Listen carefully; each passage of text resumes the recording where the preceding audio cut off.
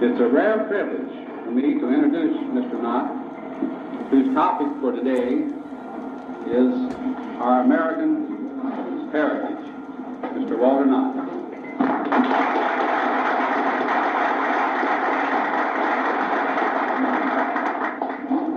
Gentlemen, I kind of feel that as I look around, I think that a good many of us have become a little bit complacent. We are enjoying so much of the fruits of this great system of ours that we're neglecting to look back at where all this came from. And I'd like to go back and just review a little bit of the history of this country and how we got what we have and what it takes to have the kind of a society that we have.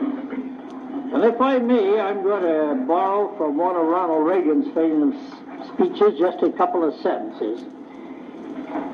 He said that 189 years ago, a handful of brave and dedicated colonists made the awesome decision to revolt against the most powerful nation in history. Here were people living in prosperity and peace, secure from foreign invasion by the great British Army and Navy, enjoying an enlightened judicial system, and living with more freedom than 9/10 of the world. Yet they chose to risk all this, risk their personal wealth and security, even their lives, to get more freedom. Well, most people around the world wrote them off as brave but brainless fools. Well, they fought their foolish battle. They fought it under flag-bearing slogans, "Don't tread on me." They fought it with homemade rifles against fine artillery. They fought it in the snow with their feet wrapped in rags. They fought it from behind trees against the world's best trained troops. They suffered unimaginable hardships, and incredibly they won. Then their leaders sat down to see what kind of a government we would have in America, what we were going to do with this freedom from Great Britain. And they wrote our Constitution, the greatest document to govern peoples that the world has ever seen. A document that was to bring this country to greatness, from just a wilderness to the greatest and the most powerful nation in the world, and do it in 6 generations, in an incredibly short time. In America, we have taken a continent and transferred it from a continent that was a wilderness, undeveloped, underprivileged, no capital, and developed it into this tremendously powerful and rich nation that we have. And in order to do that, there had to be some reasons. I want to discuss with you how 1/17 of the world's population has been able to produce almost half the world's wealth. There had to be reasons, and those are the reasons that I would like to talk to you about, because the first 150 years under our new government were a tremendously exciting 150 years. What was it that our founding fathers had given us? What did we have that the rest of the world didn't have? Why were we so much more productive than the rest of the world? And I think that if we could count the things that made us this productive nation, just about 5 things. I think that we had to have, to be this productive nation that we were, we had to have a belief in God. We had to have a religious background. Second, we had to have limited government. Third, we had to have freedom, individual freedom, the freedom for every man to work at what he wanted. And fourth, we had to have incentive, something to make us go out and work after we had earned what we had to have. And then there had to be competition. Why would a nation really have to have a religious background? First, all productivity comes from people, and you have to make contracts. You have to be reliable. And with this religious background, we were reliable. We could depend on each other. Why did we have to have a limited government to be productive? Governments don't produce wealth or goods. People produce it. And if people have to support a large and expensive government, they can't be as productive. Did you ever stop to think why the American workman is more productive than we will say a Chinese coolie? Not because he works harder, because he doesn't. He doesn't work as hard. he has better tools to work with. Give him a $30,000 bulldozer or a carryall, and one man can go out and do more work than an army of Chinese coolies carrying their materials in baskets over their shoulders. It's the tools. And a man gets tools, or a people gets tools, by saving out of what they earn. And if they were supporting a large and an expensive government, they couldn't save the money to buy the tools. And we had the most limited government in the world at the time of our American Revolution. The third thing that we had to have to make us really productive was individual freedom. The freedom so that every man could go out and choose what he would do. Choose the thing that he thought would be the best for him and for his family. The thing that he could do with enthusiasm. He could work at with vigor. And we had more individual freedom than any other people in the world. So, it took still a couple more. We had to have incentive. Now, under our capitalistic system, the incentive is simply the right to keep the fruits of your labor, to keep what we earn. And we could have that in America because we had the individual freedom and we had the limited government that didn't take what the people earned. So we had the incentive, and it took the one more thing that I mentioned, competition. Now you often hear people say, well, there's just too much competition in my business. We'd all like to get rid of the competition. It would make it easy for us. But gentlemen, competition is the thing that makes every American serve his fellow man well. If you're an employee and you can't serve better than the average employee in your company, you'll never rise to the top. If you're a manufacturer, you're watching all the time, striving to produce a better product for a lesser price so you can get a bigger share of the market. If you're in a service-type business like mine, you're watching the customer all the time. What is it do they want? Is it better service? Is it better quality? Or is it lower prices? You're watching to give the customer exactly what you want, because if you don't give it to him, your competitor will, and he gets the business and he would be entitled to it. So with those 5 things we had in America at the time of our American Revolution, 3 million people started out to develop this continent.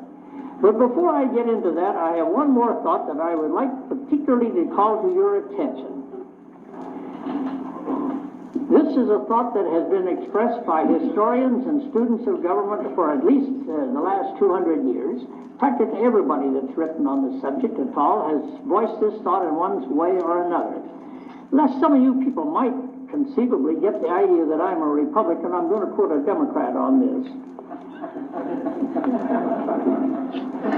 When I came to Dinner Park and started farming out there, Woodrow Wilson was president. Now you remember Woodrow Wilson had been a college professor, then president of a college, and then president of the United States.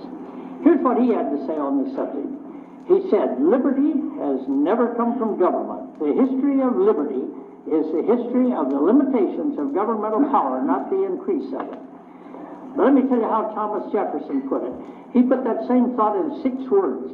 He simply said, as government advances, freedom gives way. As government advances, freedom gives way. Gentlemen, if we build a bigger government, obviously we're going to have less freedom. Government's business is to govern. Every historian and student of history knows that you cannot build a bigger and bigger government without having less and less freedom. Now then, if in our time we build a bigger and bigger government, obviously we'll have less freedom, but also you have less incentive, because as the government gets bigger and bigger, it costs more and more to operate, and that takes more and more of what you earn, and you do have less incentive. Now with that, I'd like to go back to our original 13 colonies that we had, or the 13 new states. And after the winning of that war and the founding of our Constitution and the signing of it, there burst forth in America a tremendous explosion of inventiveness, of energy, of ambition. And that 3 million people, together with the freedom-loving people that flocked to America from all over the world, the hardy people, the ambitious people that came to America, filled up our Atlantic seaboard, and they began to move west through the gaps in the mountains, and they found the wilderness always ahead of them. A wilderness. And those people with nothing to work with, just there almost with their bare hands, they developed this wilderness as they went, and built their homes and their schools and their little factories and their churches, their blacksmith shops and general merchandise stores and little plants and farms, and they did it without government aid. How do you suppose those people were able to do that without government aid, when today, if we want to build a wing onto a hospital, and you stop and think how many hospitals have been built around here that we haven't, first thing you do is to send a delegation back to Washington to see how much government aid we can get. Now we're a wealthy nation. We're have got the developing work done. And yet we somehow or another in our generation, we have to go and ask the government. And if we don't send a delegation back to ask how much aid we can get, they'll send a delegation out here to see how much we'll take. Well, these people went right on developing this continent as they gradually moved west across it, irresistibly. They were restless people, ambitious people, and they developed this country, and this went on for 5 generations, through all of last century and over into the start of this century. And this brings me down to the year 1910, and I'm going to choose 1910 as a benchmark to talk for a minute, because, well, a number of reasons. There was a turning point after 1910. But in 1910, we had been in existence as a nation 125 years. We had a population of 90 million people. Gentlemen, can you have any idea what the federal budget was in 1910? Let me tell you, it was $750 million.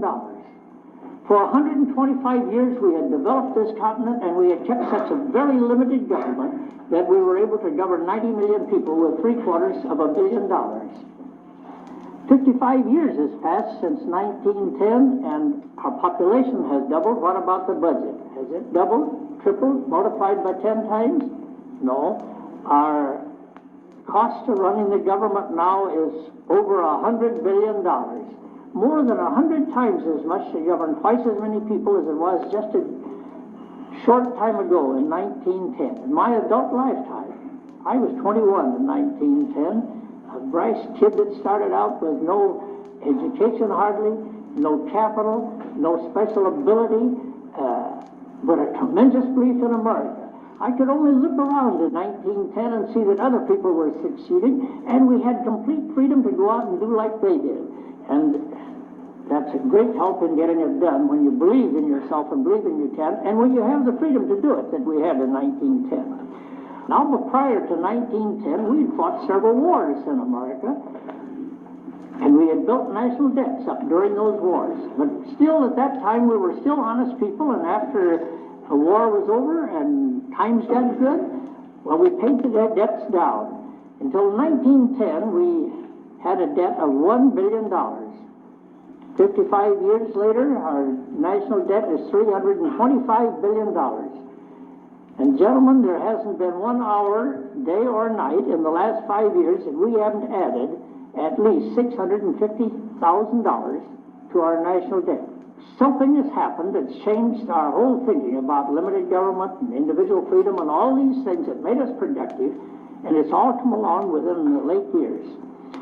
When I tell you that the national debt is $325 billion and going up at a fantastic rate, I doubt if you can hardly really think or understand. Some of you bankers may understand. Yeah, $325 billion, you know all about it, but I, as a farmer, just can't understand it. But I tried to understand it as best I could, and I took $1 billion. And I found that if I had gone in business the year Christ was born with $1 billion, and I was a poor businessman and I lost $1,000 a day, every single day, I could still be in business today losing $1,000 a day out of that billion, and I could stay in business 700 years more. And then if I decided I was a poor businessman, I could retire with $25 million. That's $1 billion. And we owe $325 billion and adding to it at a fantastic rate. Well, about this time, why somebody would usually say, well, if it's as bad as the old man says, how could we be so prosperous? And I can tell you, gentlemen, how we can be prosperous under these conditions that we're having now. We're prosperous because we have been willing in the last 33 years, to mortgage 150 years of thrift and hard work and capital accumulation of our fathers and our grandfathers and their fathers before them, making no effort to pay it in our generation and leaving it for another generation, for our children to pay. Did you ever stop to think what makes a newborn baby cry the very first thing it does? Well, I can tell you, the poor little critter is naked, and he's hungry, and he owes $5,000 right then and there.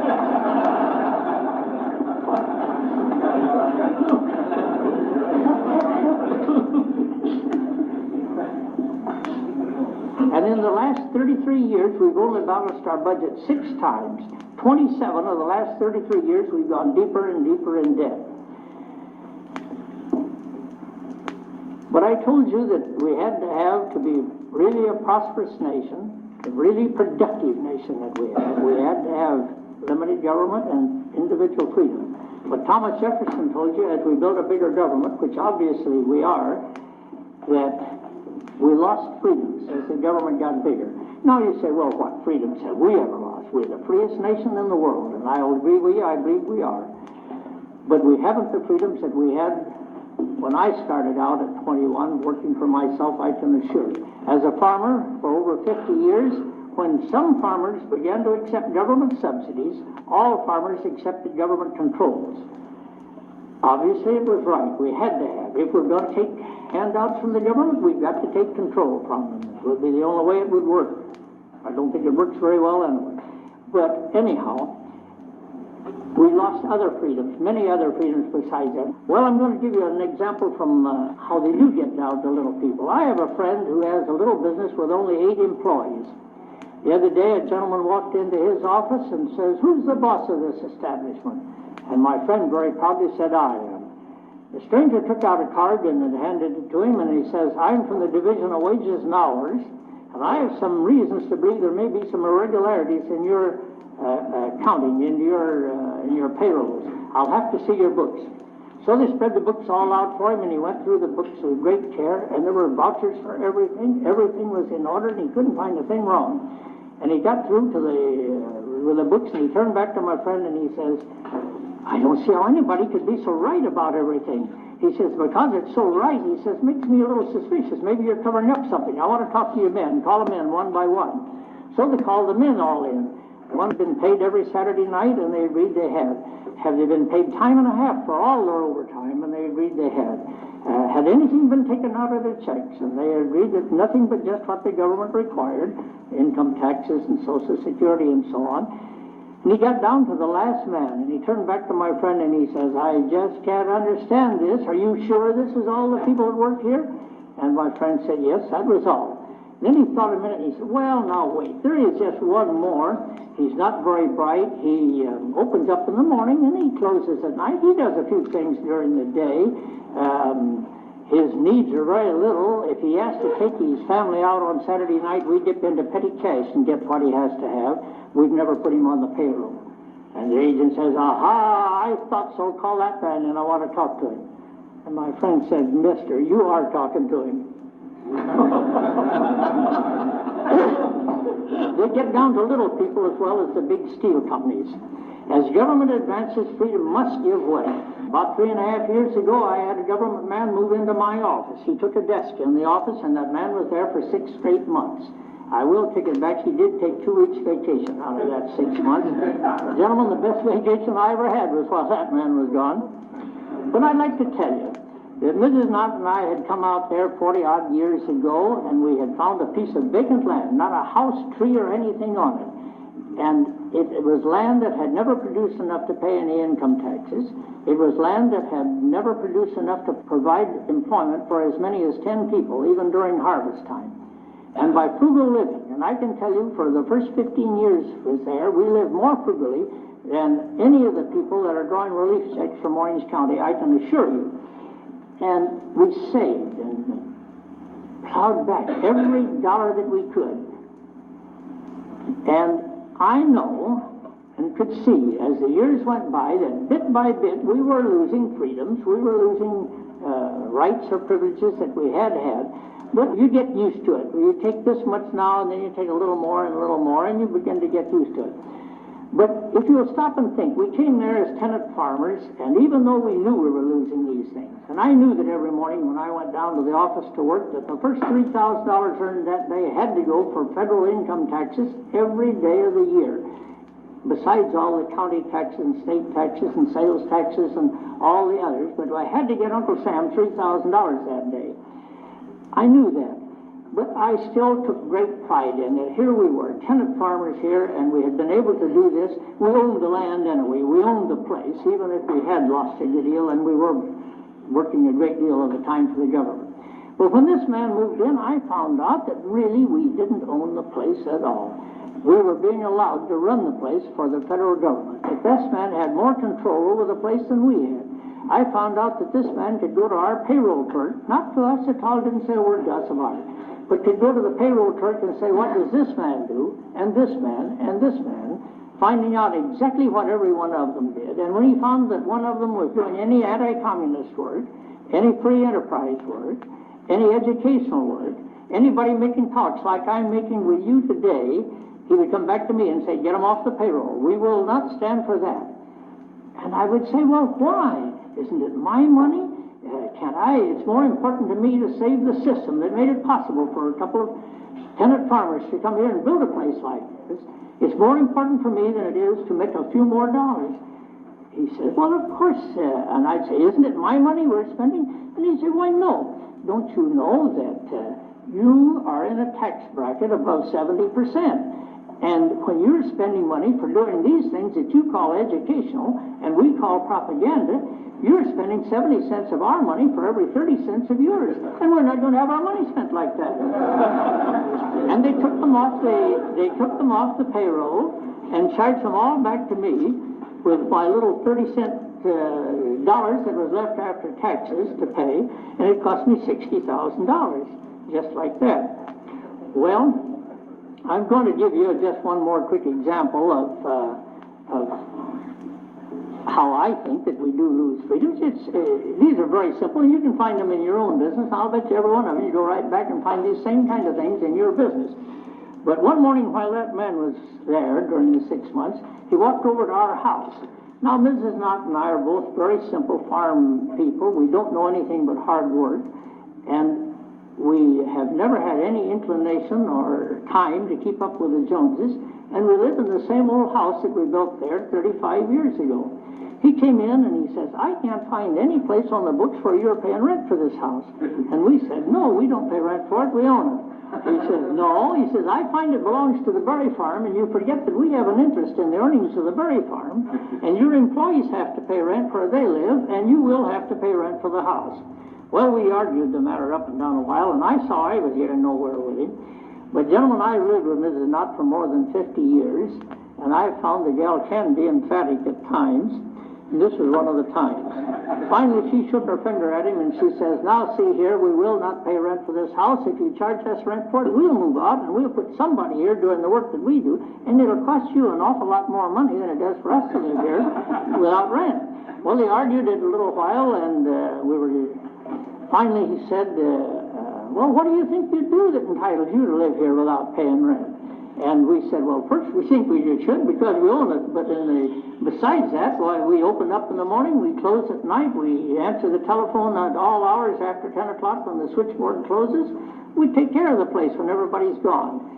And he thought a little while, and he said, well, there's nothing in the law about this, but in the provisions or in the regulations, he says there is a provision for some kinds of businesses that has to have a caretaker at night. There is some provision that we may give them a place to sleep and eat and rent-free. I guess we can leave you there as caretakers. So for the last 3.5 years, while we've lived in the house that we built 35 years ago as caretakers, rent-free.